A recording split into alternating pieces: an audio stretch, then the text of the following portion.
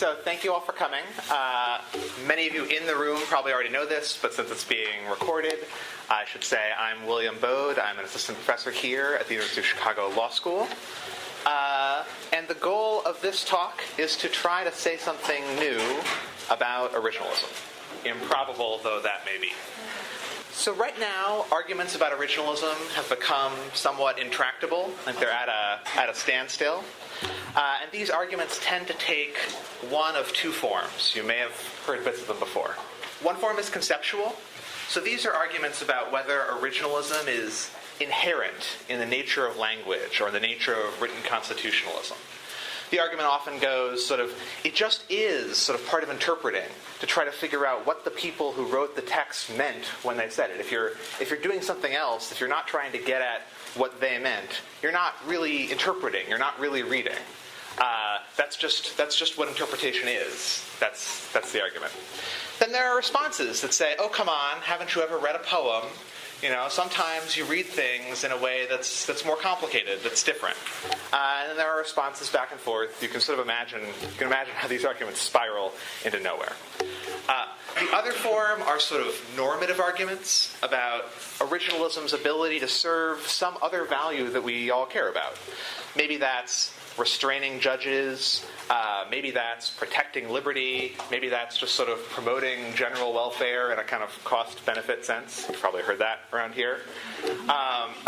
But these two are kind of intractable because, first of all, there's a lot of disagreement about what those values are. And even if we agree on what the values are, it's a really complicated question whether or not originalism actually serves those better than its competitors. So I propose that there's a third way forward, a different way to answer all these questions. Rather than starting with these normative or conceptual questions, we should start with a more contingent, a more lawyerly question: whether originalism is our law.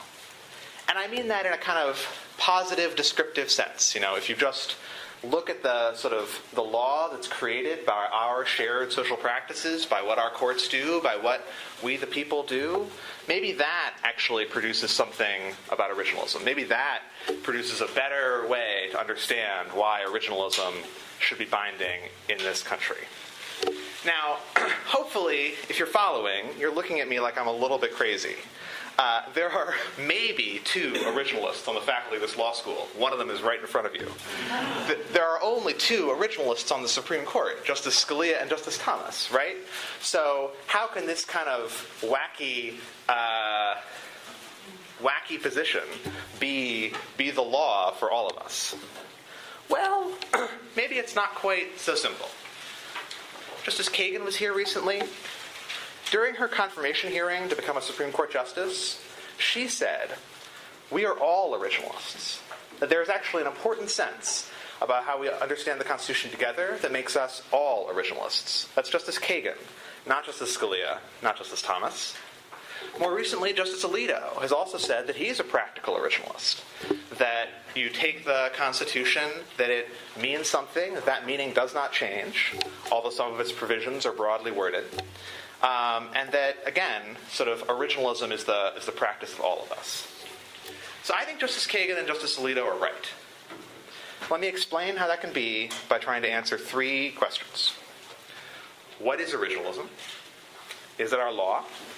And where does that get us? Does that actually get us past any of the debates that I just said were so unpromising? Okay. What's originalism? Originalism requires provisions in the Constitution to be given the same legal meaning that they had when they were enacted. That's just to interpret the clause in light of its, original understanding, its original legal context. But that doesn't mean that every single decision about constitutional law has to be based on the strict expectations of the framers. I mean, if you just look at most judicial opinions you've read so far in law school, right? Most of them, maybe almost all of them, don't spend a lot of time talking about what did James Madison think about this particular question. What did James Madison think about video games? At the same time, it doesn't mean, well, So why can I say that originalism sort of doesn't require all that? It's because originalism actually has built into it, the Constitution has built into it, a lot of flexibility, a lot of open textured clauses, a lot of parts that themselves ask us to look at other things that change. So when Justice Kagan said that we're all originalists, what she said right before that was the Constitution contains a lot of broadly worded principles. Sometimes it contains something really specific. When it contains something really specific, you do the very specific thing it says. Other times it contains broad principles, and then you apply the broad principle. Sometimes that requires you to look at how facts have changed, how other things have changed. The examples we usually give for this sort of thing are the cruel and unusual punishments clause in the Eighth Amendment, or unreasonable searches in the Fourth Amendment. Those seem to call upon some kind of principled judgment that isn't just a specific list. It isn't the same kind of specific rules as how does the Electoral College meet, or how old is the president supposed to be, or how many senators does Illinois get. So first of all, being a sort of proper originalist means that sometimes the Constitution itself invites a certain amount of changing circumstances. And that was true at the founding. So at the founding, the first Congress met and spent a lot of time debating the constitutionality of various things it had to do. This is probably like their main activity. And they disagreed about a lot of it because the Constitution left these things somewhat open. And there were a set of other interpretive practices that were used to fill in the gaps. Now, they couldn't help but be originalists, right? They were the originals. It was still 1789. There was no later time to be from. But their practices show that even originalism allows a certain amount of other kind of legal discourse in it. Similarly, originalism has always allowed precedent. From the beginning, courts have used prior decisions and sort of a prior course of decisions to decide a case rather than always just looking directly at the text or directly at first principles. That too goes all the way back. So originalism actually allows some things that seem like they're not originalism. Okay. Now, does that mean that originalism just self-destructed? Does that mean that sort of original meaning is, one factor, but it can often be outweighed by precedent or justice or other things? Well, not quite that either. So notice the way this works is, again, the Constitution itself, the original meaning of those provisions, sets up the difference between the broadly worded clauses where other things come into play and the specific ones where they don't. So it's not a matter of looking at the Constitution and deciding that sort of you don't feel like applying it today or there's some other thing that's more important than it. It's the original meaning itself that decides how ambiguous a provision is, whether there is some kind of ambiguity. And similarly, these practices I was just talking about, they also have an originalist pedigree. So it's not like when the Constitution is vague or ambiguous, suddenly, you just kind of throw it away and move on to whatever your second favorite method of interpretation is. The methods we use for resolving ambiguity, for resolving vagueness, methods of precedent, themselves all trace their authority in turn back to the founding. So rather than seeing originalism as kind of one competing method of interpreting the Constitution or one sort of totally open-ended method of interpreting the Constitution, it's the kind of the supreme method. It decides what other methods are okay. It decides how to interpret its ambiguities and where those ambiguities are. That's the picture of originalism that Justice Kagan and Justice Alito were putting forward. I think it's the right way to think about originalism. Now that we see originalism in this new light, maybe you can start to see why I might have said that originalism's our law. So, consider what happened last year in Noel Canning versus NLRB, an argument about the recess appointments clause, a clause the Supreme Court had actually never interpreted before.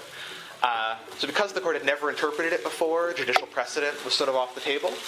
But there were still a lot of other interpretive problems. And in particular, there seemed to be a conflict between the original meaning of the clause as laid out by General Washington and President Washington and his Attorney General and lots of other smart people, and the practice that had started evolving only a few years after that. And so right from the get-go, one of the justices asks the government about this conflict. They say, well, suppose we think the original meaning is really clear in one direction, and 200 years of practice afterwards are really clear in the other direction. what do we do? Well, what's interesting is the first thing the government did was try to fight the hypothetical. Well, we really don't think the original meaning is so clear, That didn't work for very long. It's very hard to fight the hypothetical when the Supreme Court justices are pressing it on you. They're even better than Chicago law professors at that. But the second thing the government said was, well, okay, in that conflict, we think that the practice has to win. Clear original meaning doesn't matter. Well, what's interesting is that the court disagreed. What's interesting is that every single justice in the Supreme Court, in the opinion that resulted, said that that's not how it works. That you can only look at this kind of subsequent course of practice if the original meaning is ambiguous. If the original meaning is ambiguous, then there was a founding era understanding of something called liquidation that lets you look at subsequent practice and see how the branches have worked out the ambiguity. But two different opinions, one by 5 justices, one by 4 justices, all agreed that the starting point is the original meaning, and that if the original meaning is clear, it's the ending point. Now, that's not the only case where this happens. It's actually in case after case where the court looks at sort of a conflict between the original meaning and something else. It's the original meaning that wins. In a case with a legislative veto, INS versus Chadha, the court again says, the original meaning requires a certain form of legislative procedure. They're met with the argument that this is kind of a terrible idea, it's impractical in light of the modern administrative state, and so on. And the court says, that might be true, but so be it. So be it. The original meaning wins over sort of modern views about practice.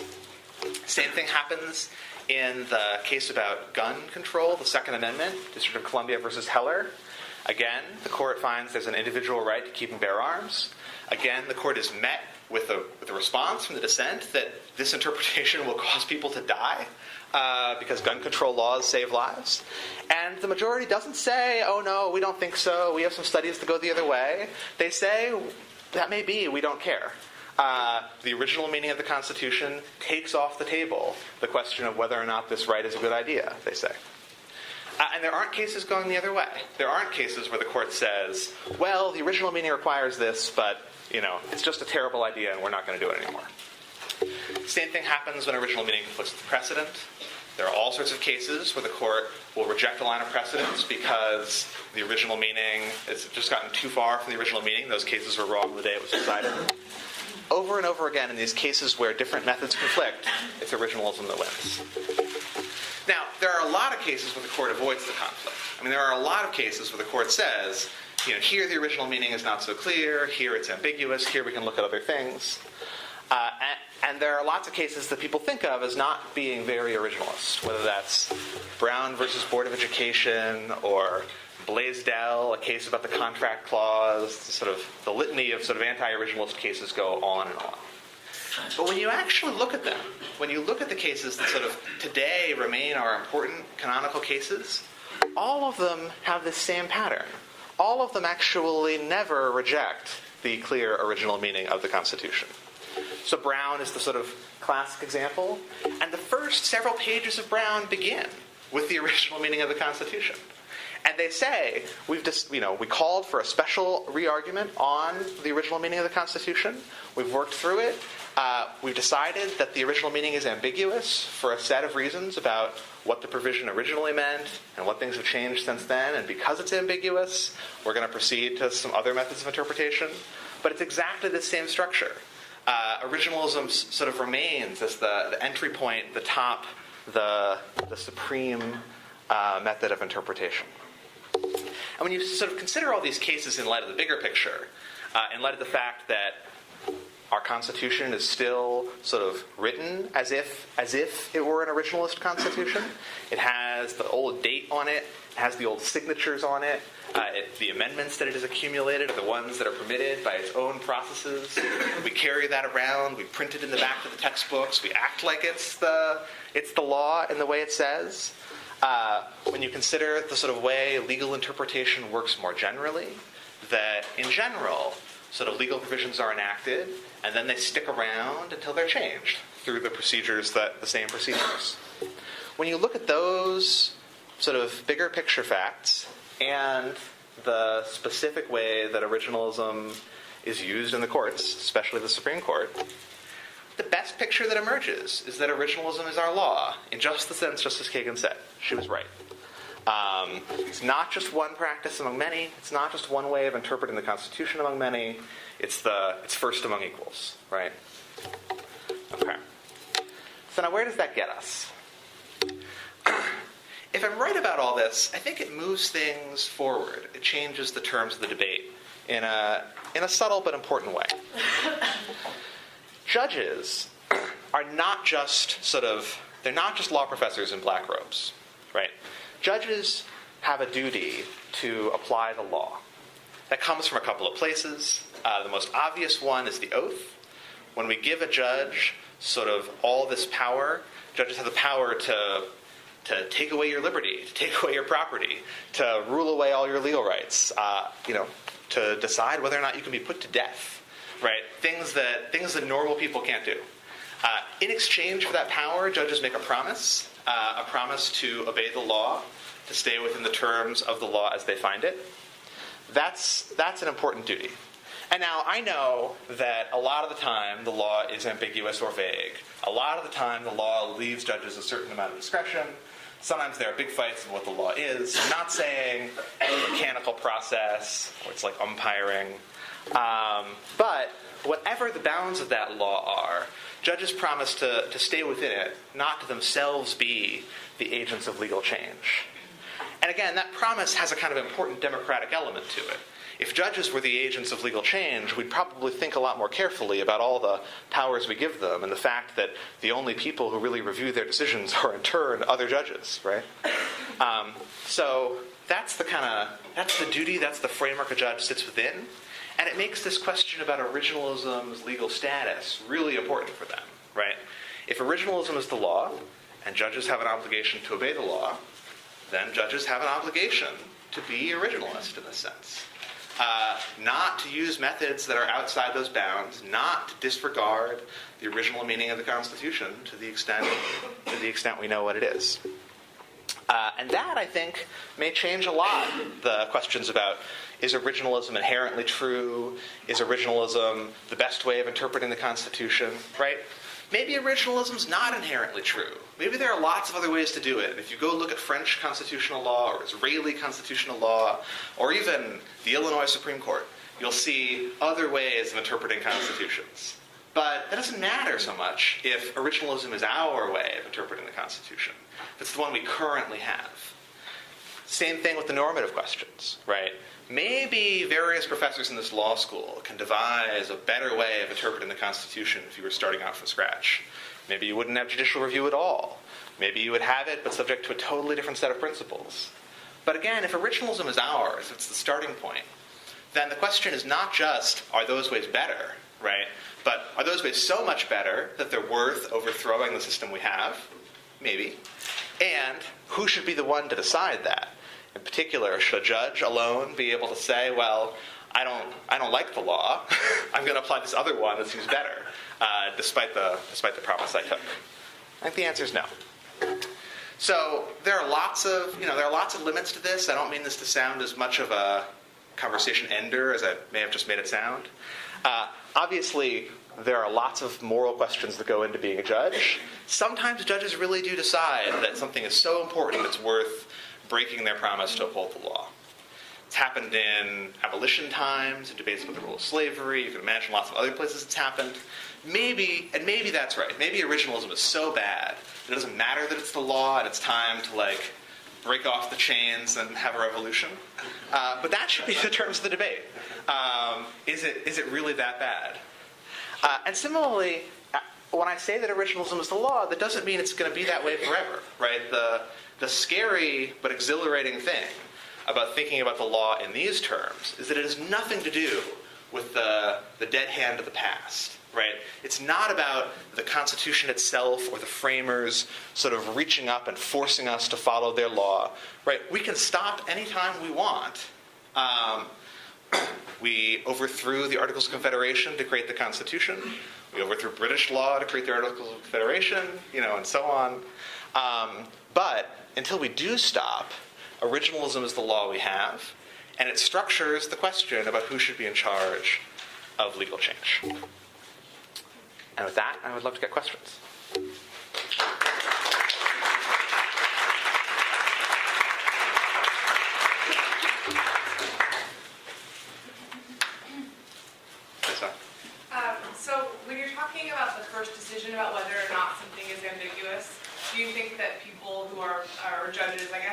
applying to other interpretive methods are just going to find things ambiguous faster? Does it solve the problem?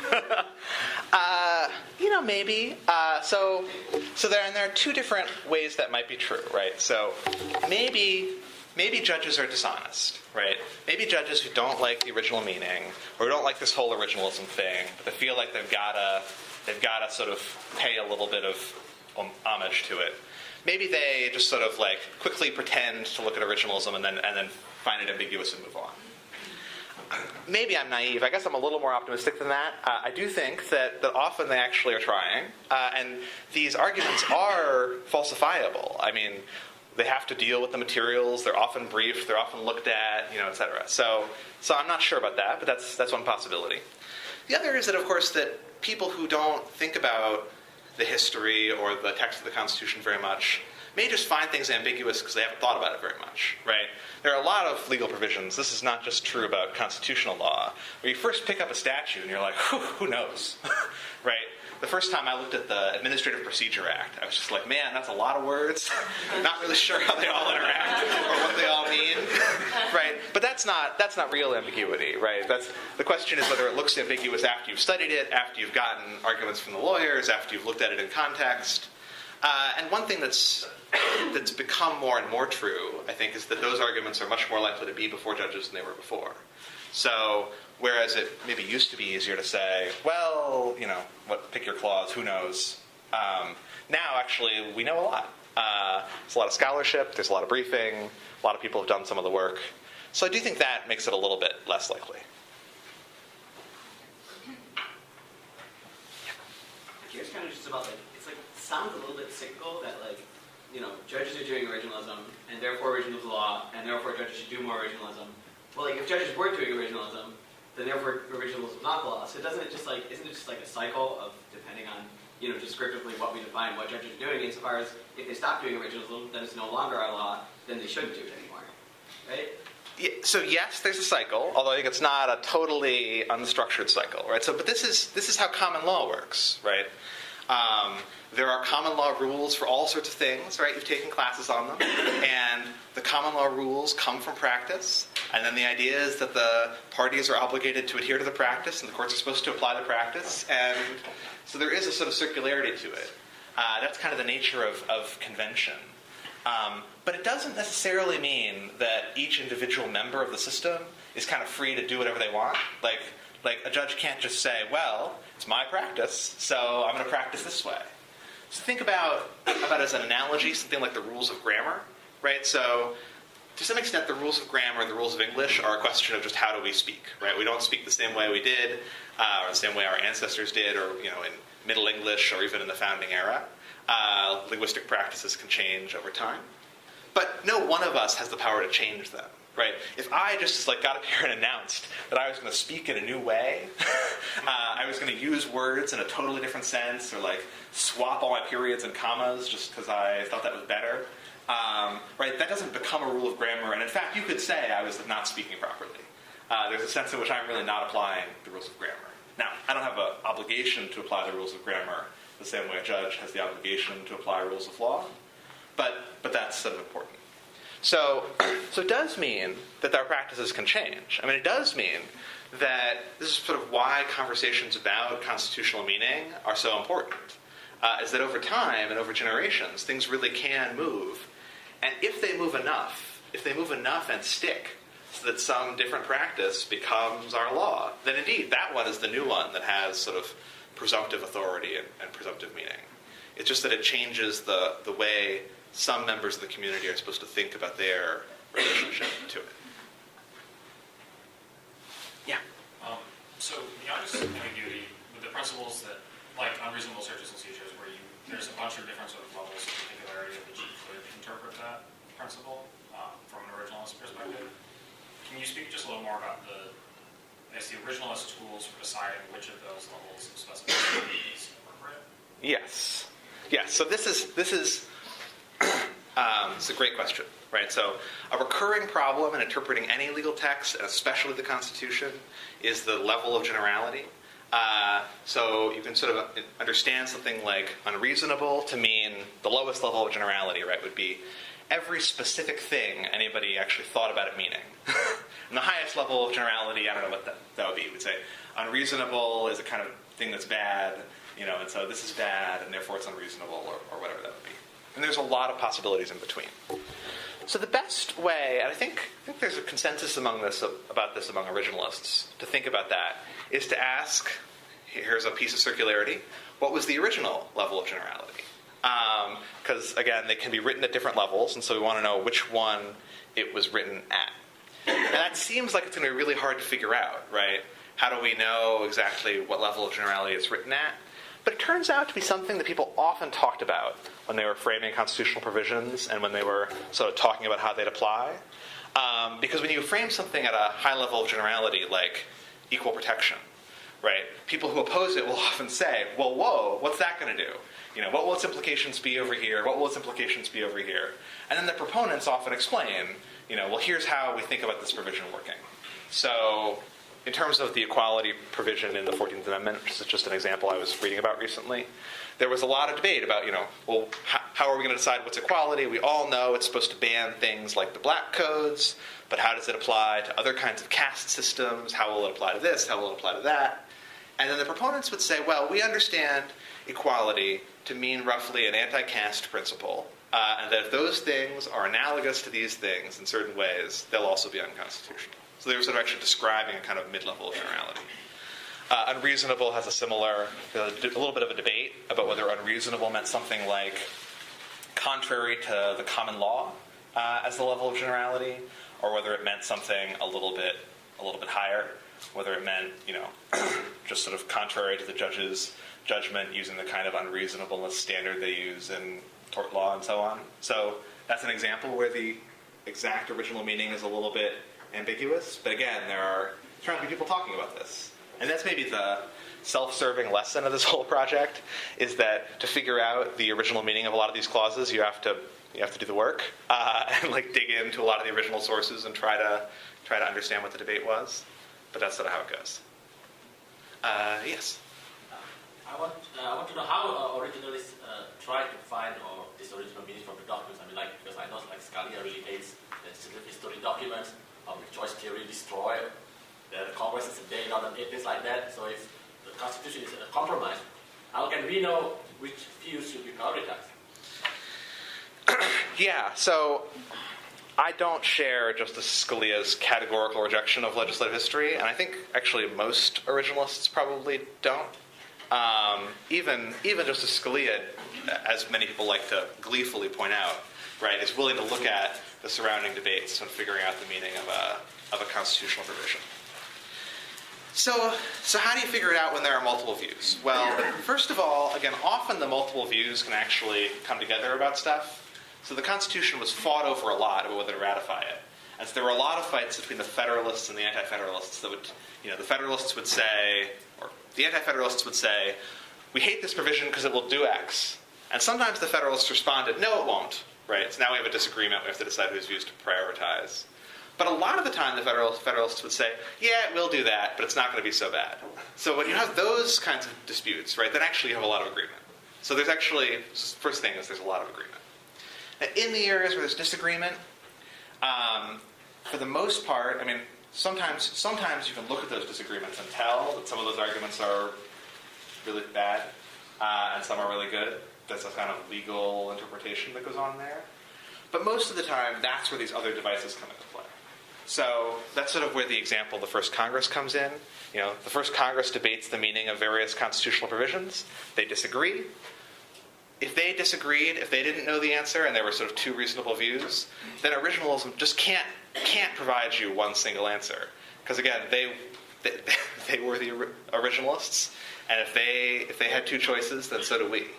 And that's when these other methods come in. And that's actually where things like, maybe you have a presumption of constitutionality, maybe you have a presumption of following past practice, maybe there are sort of other kinds of methods that come in, but they are needed to resolve the cases when people disagree. Yeah. I was wondering if there was a way to sort of reframe your levels of generality, not in terms of being totally within the originalist frame, but in certain parts of the Constitution you can infer originalism as the appropriate interpretive method, but for the very general ones, it actually appears like the reasonable search and seizures seems to be casting off originalism as the interpretive method in favor of a common law method, for example. Is that two sides of the same coin, or is there a key distinction between those two? I think it's two sides of the same coin. Depends on how we'd feel about this. So suppose we take the casting off view, right? And then suppose a judge came along and said, well, apparently we cast off originalism, so I can, interpret this clause in some other way. And I want to interpret it in a really, really specific way, right? I want to interpret it to just be a list of framing error search practices that I found in an old Justice of the Peace manual or something, right? If we would think there was something wrong with that because the clause itself instructs you to be general, then you're on board with me. Then you're actually agreeing with me that originalism sets the level of generality. Yeah.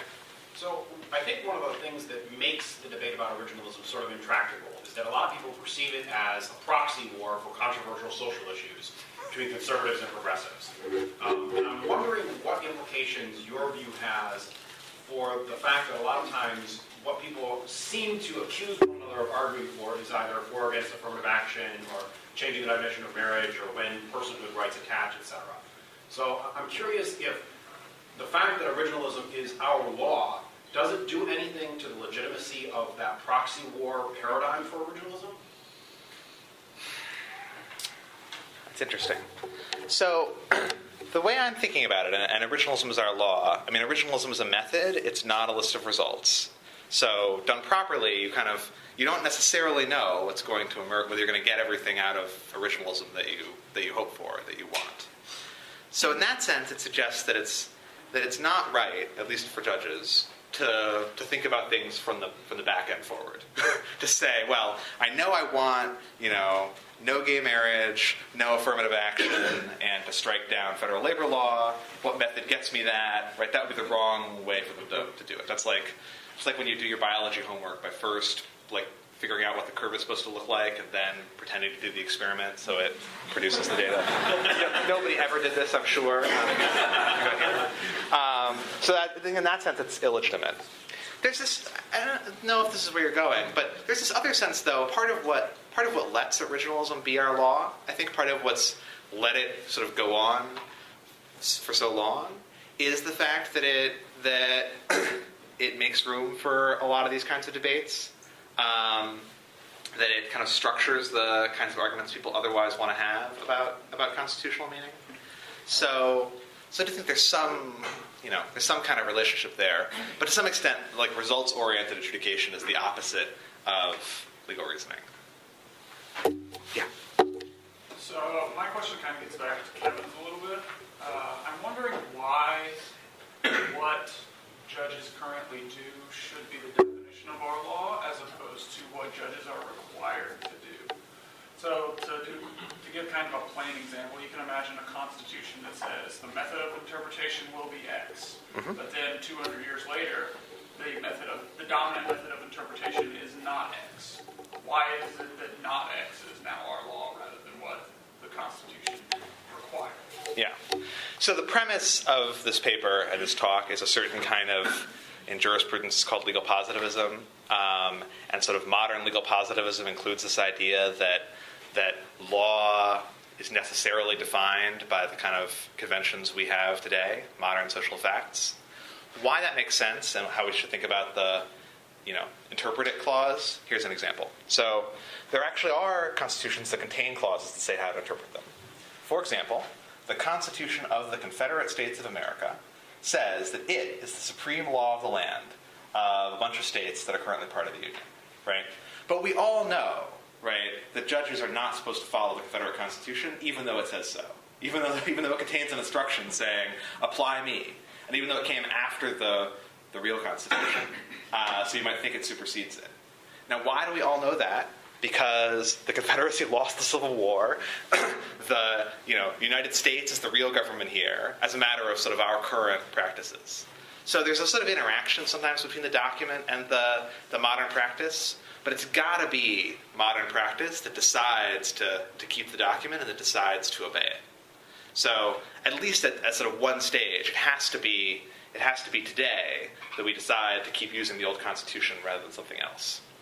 And then the same kind of thing applies to instructions. So, we could, similarly, there's no reason we couldn't say, well, we're going to apply the old document except for that last clause where it tells us what to do. We're going to ignore that, right? If we have the choice between various constitutions, various documents that purport to govern us, we have the choice about what to do with them.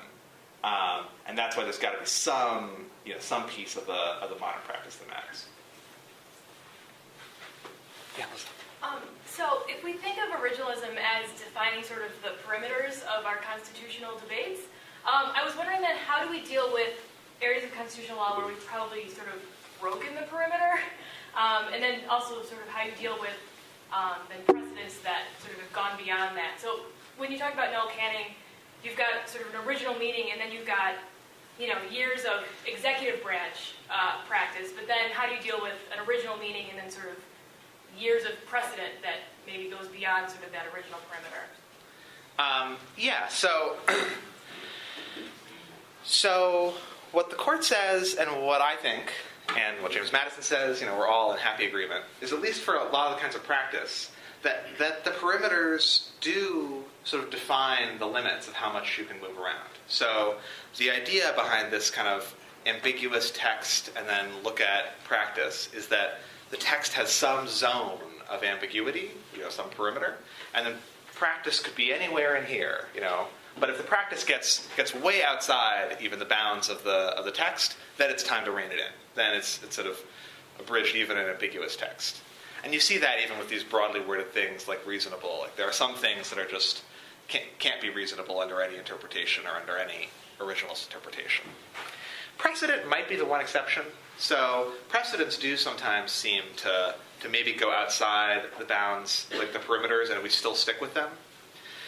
That's because precedent is this very funny thing, and it always has been, that there's a sense in which the judge's obligation is not always to look at the text. The judge's obligation when deciding a case between two parties might be to apply some other set of rules that have come along.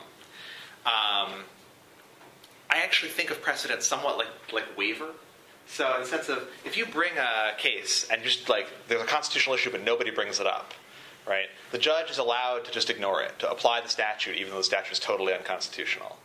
And it's not because the precedent changes the meaning of the Constitution or the waiver changes the meaning of the Constitution. It's just because part of the judicial role sometimes is to apply something else. And that seems to be how precedent works and worked too. That it's a kind of rule of common law that sometimes tells judges not to dig into the meaning of the Constitution at all. That's one reason that I think every theory of interpretation has this uncomfortable relationship with precedent. It makes a ton of sense. It's a good way to run a system and keeps things from being too disrupted. But for any theory of interpretation, it also risks kind of covering up the truth, covering up the real method of interpretation, which I think is part of why precedent is just kind of a deeply contested but indispensable area. Others? Yeah. Sort of along the same lines, why do you think of all of the methods of interpretation, originalism is often targeted as the one that is most at odds with precedent?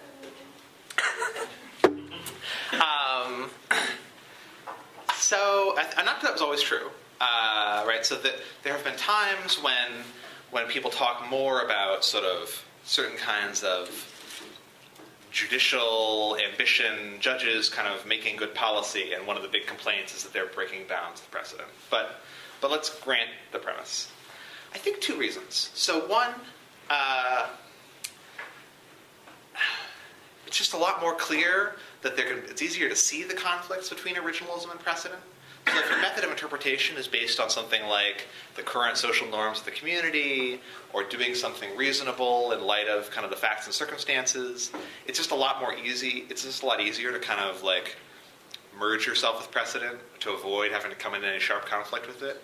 But because originalism kind of makes it clear, to start with the text and to start with a certain set of meanings about the text, it's just often easier to see if there's a conflict. It's when the method is more clear, it's sort of easier to pin it down, easier to attack it. I also think it's true, and this goes to something earlier too, that one thing that makes originalism attractive is that it provides a way to criticize precedent. So the court sometimes finds itself in this position where it's been doing something for a while, and it's just kind of become a mess. It's developed some test, and nobody can figure out what it means, and it doesn't really seem to serve the purposes the test was supposed to serve, and like kind of lost. And originalism seems to provide a kind of anchor to find some other way out. That happens in like criminal procedure cases sometimes. The court has been muddling along for a while about how to think about the confrontation clause, and then finally it says, well, let's just go back to first principles. It also sometimes happens in kind of more moral terms. So again, if you're a member of the court and you've got a lot of precedent saying things like segregation is okay, separate but equal, justifying a lot of like really troubling practices, and you want an explanation for why you, the court, are allowed to just get rid of it, having something you can point to that's further back, that's like a prior political decision, makes it a lot easier to explain why the precedents are supposed to give way. So I do think one of the reasons written constitutionalism and originalism have remained so sort of a recurring part of our practice is because they provide some way to step outside a precedent for a second. Yeah. Two things kind of connected. You mentioned how when there's an explicit clause, you just apply it. What about like there's certain clauses that are just clearly short-sighted? The best one I think was like the Seventh Amendment, where when it's disputes, have to be more than $20, and people generally disregarded it. And there's a very practical reason. It's we've had inflation, and once that kind of opens Pandora's box, when you say, okay, this thing is short-sighted. We have a practical reason for and then you get like, for instance, with recess appointments, you say, the system's kind of broken down. We have this practical reason to step in, and we've been doing it the same way for many, many years. And so by allowing you in that one instance, it kind of like creates a slippery slope for that type of analysis all over the place. So it would if we did it. So what do you do with stupid but clear constitutional provisions, right? Or misguided but clear ones? One interesting thing is actually we often do obey them, even when they're stupid. So if you go into federal court and you want a jury trial, you have a right to one. You can demand one, even though you ask any patent litigator, and they would agree that like jury trials are just like the bane of any kind of sound administration of the patent laws, but like there they are because they're written in the Constitution. Now, yes, so on some of the places in which there's a little bit more ambiguity, then we sometimes limit the scope of those amendments. So there's some ambiguity about which amendments are incorporated against the states, and for that reason, maybe the clause hasn't been incorporated. There are some ambiguity about what is a legal question versus what is a factual question, and so what actually has to go to the jury.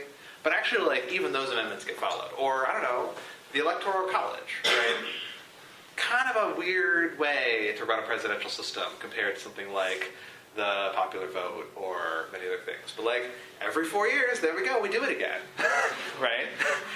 And even though, like, lots of people think it's stupid, and obviously lots of people have a lot invested in saying they would do it some other way, and yet, like, nobody ever tries to sort of, like, crown the other side president just because the Electoral College is really, really stupid and it's time to ignore it. So I guess I think that actually, like, it's right that if we started ignoring even those provisions, it would be a good example of throwing off a certain form of originalism. And the fact that we don't, even when they're stupid, is part of what's so telling.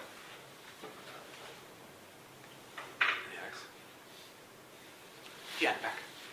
Yeah. Maybe could you elucidate a little bit how your theory of originalism helps decide hard cases?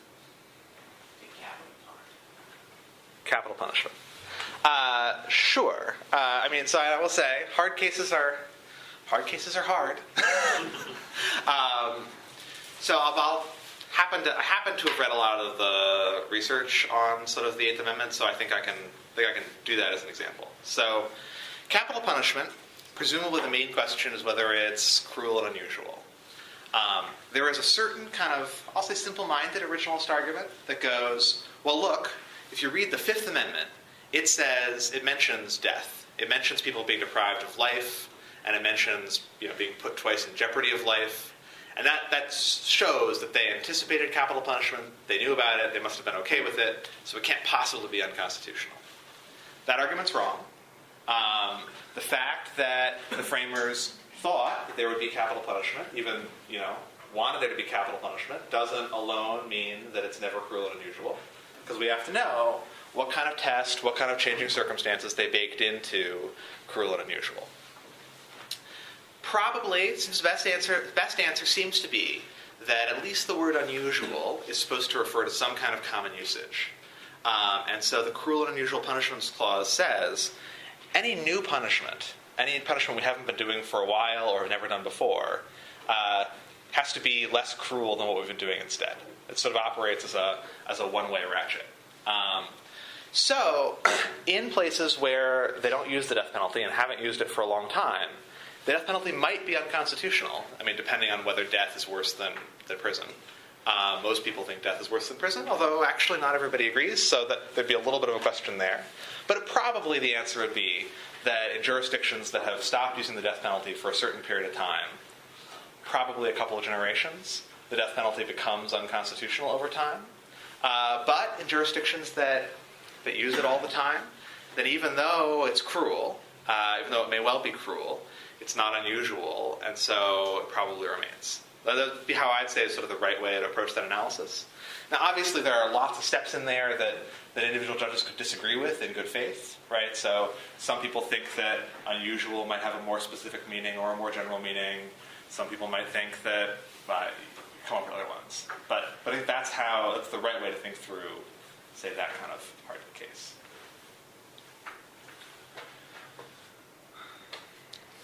All right. Any others? Thank you very much.